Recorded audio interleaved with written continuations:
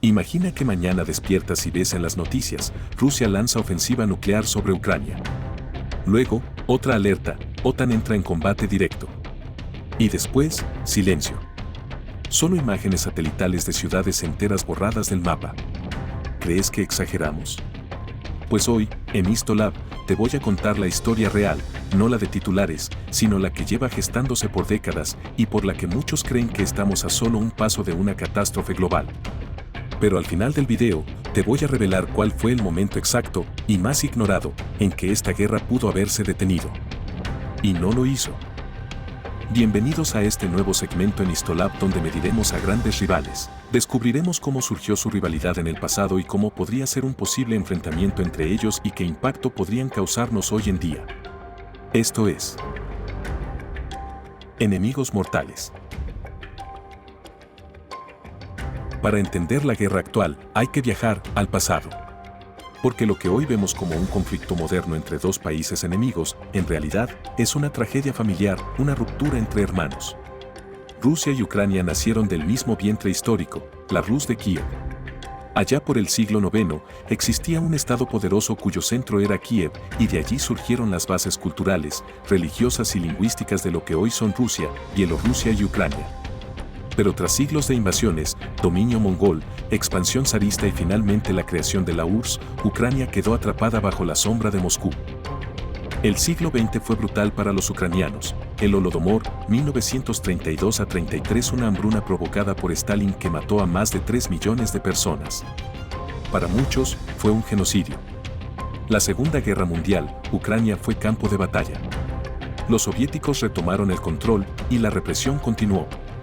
En 1954, la URSS le regaló Crimea a Ucrania. Sí, regaló. Porque en ese entonces, todos estaban bajo el mismo poder, Moscú. En 1991, con la caída de la URSS, Ucrania declaró su independencia. Y aunque Rusia lo aceptó, nunca lo digirió. El mayor golpe para Rusia fue perder influencia sobre un país clave por su posición geoestratégica, frontera directa con Europa y Rusia. Su rico suelo agrícola, el granero de Europa. Y sobre todo, por la base naval de Crimea, fundamental para el acceso al Mar Negro. Putin, que llegó al poder en el 2000, tenía una idea clara: restaurar la influencia rusa. Y Ucrania era pieza clave. En 2014, Ucrania tenía un presidente prorruso, Viktor Yanukovych. Pero cuando rechazó un acuerdo con la Unión Europea, millones de ucranianos salieron a protestar en lo que se llamó el Euromaidán. La represión fue brutal, pero el pueblo ganó. Yanukovych huyó. Un nuevo gobierno pro-occidente tomó el poder. Y entonces, Rusia reaccionó. En febrero de 2014, anexionó Crimea. En un movimiento militar relámpago, sin disparar mucho, Putin se apoderó de la región. Al poco tiempo, estallaron conflictos armados en el este de Ucrania, Donetsk y Lugansk, donde grupos separatistas prorrusos, con apoyo ruso, comenzaron una guerra civil que sigue hasta hoy. Para muchos, ahí comenzó la guerra moderna entre Rusia y Ucrania, aunque oficialmente se lo llamaba un conflicto interno.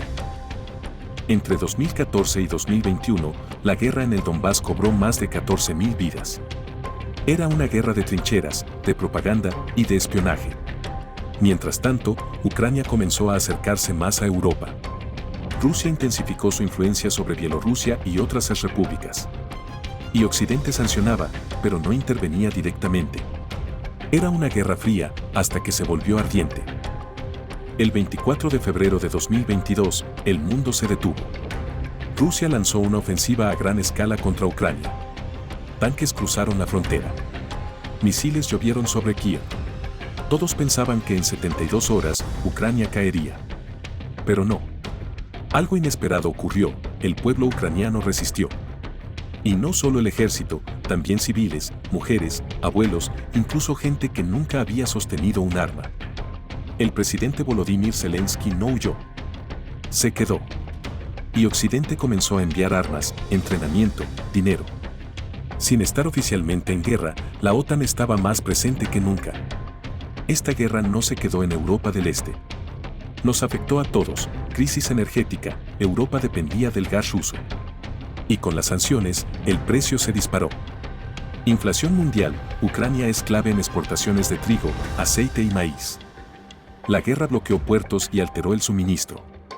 Carrera armamentista, Estados Unidos, China, la OTAN, todos comenzaron a aumentar sus arsenales. Reordenamiento geopolítico, Rusia se acercó a Irán, Corea del Norte y China. Un nuevo eje antioccidental surgía. Esta es la parte más escalofriante. Porque, si Rusia decide ir más allá, ¿qué pasaría? Opción 1. Uso de armas nucleares tácticas. Putin ya ha insinuado esta posibilidad si siente que la existencia de Rusia está en peligro. Una bomba nuclear de corto alcance sobre una ciudad ucraniana y el mundo entraría en pánico. ¿Respondería la OTAN? ¿O se detendrían por miedo a una guerra total? Opción 2. Invasión a países de la OTAN. Si Rusia ataca a Polonia o los países bálticos, todos los miembros de la OTAN entrarían en guerra directa. Sería la Tercera Guerra Mundial. Opción 3. Desestabilización total de Europa. Refugiados, sabotajes cibernéticos, cortes de suministro, todo es parte del arsenal ruso no convencional.